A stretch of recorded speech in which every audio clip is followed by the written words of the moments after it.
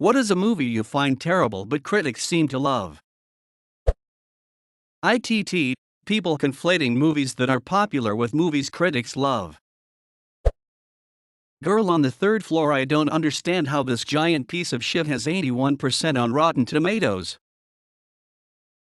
Sometimes B-horror movies seem to only get reviews from die-hard horror fanatics, and this pushes their scores way up. Sometimes B-horror movies seem to only get reviews from die-hard horror fanatics, and this pushes their scores way up. 36 total reviews. Yeah, that sounds on the mark. For comparison, Cats had 302 reviews, and Endgame had 505. Yet that's why I'll see a random unknown movie on Prime and its IMDb rating is 8.2. I'll go to IMDb to check and it only has like 20 rating submissions. Probably most if not all of them being from people and family members of the production team. Haha.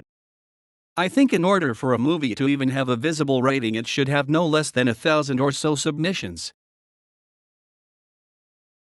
If Endgame only had 500, that seems like maybe 1,000 is too many. Haha. Edit, reading comprehension. 2 different platforms website. The Rotten Tomatoes rating is only based on critics, but anyone can vote on IMDb. Endgame has 700,000 reviews on IMDb and 505 on Rotten Tomatoes. 1,000 IMDb reviews is almost nothing. That's why I always use the audience score. 22% for Girl on the Third Floor on Rotten Tomatoes. The critics' score seems useless on that site. Not me but my dad.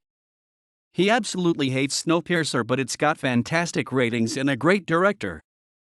Even after rewatching he still just doesn't get into it. I'll admit the first time I watched it with him I wasn't huge on it either, but I've rewatched it many times and it's one of my favorite films now. Edit, holy shit, this blew up. I'm glad I'm not crazy for not knowing what exactly to make of the movie. If you hated the movie on your first watch, I recommend rewatching because it seems lots of people changed their minds after it. AKA Willy Wonka and the Apocalypse Train. My absolute favorite fan theory. That video really blew my mind. The similarities are uncanny. SpongeBob, sponge out of water. Ducking 81% RT score with a 54% audience score. If you want a SpongeBob movie, watch the original 2005 movie. Infinitely better. A Beautiful Day in the Neighborhood. In my opinion, I feel Tom Hanks didn't accurately portray Fred Rogers at all. Rogers was in no way as eccentric as the persona portrayed by Hanks in the film, but was his own breed of human. The Rogers character portrayed by Hanks, especially with the portrayal of violence in a scene of the film set during a live broadcast of Mr. Rogers' Neighborhood, was in no way the real Mr. Rogers. The documentary Won't You Be My Neighbor was a far better insight into the life of Rogers. I thought it was an okay movie, but I agree that Won't You Be My Neighbor is superior. Part of the problem I had was that Tom Hanks is too recognizable, so it just feels like Tom Hanks dressing up in Fred Rogers' clothes. I also felt like the focus on the guy was kind of ham-handed. I was hoping more for a film that made him Mr. Rogers more personable, while the film seemed to try to push hard on deifying him in a way. Won't You Be My Neighbor did a much better job making him a well-rounded person. Crash. I challenge you to write a more pandering movie. But impossible character arcs and junior high-level storytelling is apparently Oscar-worthy if you spend enough money on bankable actors. Edit, yes, critics generally like this movie. #reception. I had an assignment back in school to watch Crash. I downloaded the movie and started watching. About 45 minutes in, when James Spader started doing weird sex things, I realized that wasn't the right movie. Would you like a sex metaphor or a nature metaphor? Oh, God, nature please. when two animals are having sex. You know what? This isn't gonna work. You're gonna need the sexual metaphor. That wasn't it? Hashtag all life is sex and all sex is competition, and there are no rules to that game. That wasn't so perverted now, was it? Shakespeare in Love. Yes. This. And why did it win an Academy Award over Saving Private Ryan in Life is Beautiful? Edit. Thank you for the award. Weinstein. If you want a more in-depth analysis of Gwyneth's win, you can search for Be Kind Rewind Gwyneth Paltrow on YouTube. Smiley face. Argo. Not because it was necessarily a badly made movie, but because it willfully rewrote real-world history to make America look like the sole heroes. The British and New Zealand embassies did not turn the American embassy workers away. The British embassy took them in, at great risk mind you, but transferred them to the Canadian embassy since they could more easily pass for Canadians, and the British embassy was in a dangerous location already. The New Zealand embassy took similar risks. The actual Americans who were rescued made extensive comments at the time stating displeasure over how the actual situation was depicted, since it was, well, bullshit. And don't get me started on U-571. At least that movie was the box office bomb it deserved to be, since it straight up replaced the British Navy who recovered the Enigma machine with the US Navy. They got so much heat over it that they just lazily shoved a disclaimer at the end saying pretty much actually it was the British Navy who captured the machine, but oh well, to save face.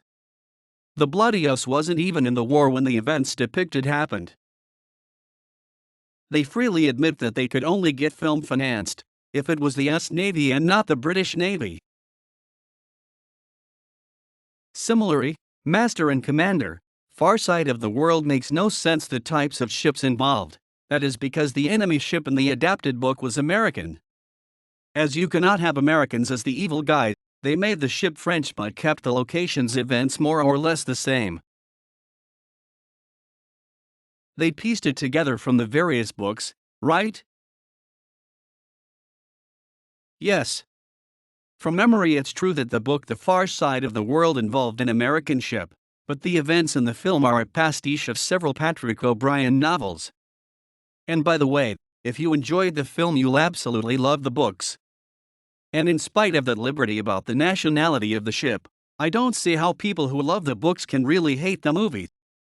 It captured so much of the flavor of the relationship between Aubrey and Maturin, Aubrey and the other officers and crew, etc. To me, the only bad thing about the film is that it didn't immediately become a 10-picture Aubrey cinematic universe, with forts captured, powder magazines exploding in spite of feared off screens, Aubrey impregnating every woman in sight. Glorious. There's some sad person out there who's gonna use this as a movie recommendation thread. TBH, I might check out Girl on the Third Floor and Ad Astra just because I've never seen them and quarantine's got me going bonkers. Actually, Ad Astra catched my attention. Even if as bad it sounds like, I might like it. The plot's meh, but I'll be damned if I didn't enjoy it and trying to figure out the message. Crash. The Best Picture Oscar winner, for those asking. The one with Holly Hunter and James Spader. Duck, that was terrible. The one with Tandy Newton and Don Cheadle. Fuck, that was terrible. The one with Holly Hunter and James Spader. Duck, that was terrible. Car crashes don't make you horny. What's wrong with you? Who doesn't want to duck a gaping leg wound? Stay out of my search history. The Lion King remake. The CGI is absolutely gorgeous, I can't deny that. But going to hyper-realistic lions made the movie lose all of the charm the original had. There's a complete disconnect between the emotions the voice actors were going for and what the lions were showing due to the fact that real cats' lions don't have a wide range of facial expressions to portray human emotions with. Other changes were meh. Some were good, like fixing some plot holes, but for the most part the changes were bad. Removal of songs, toned down the magic, Beyoncé butchering music.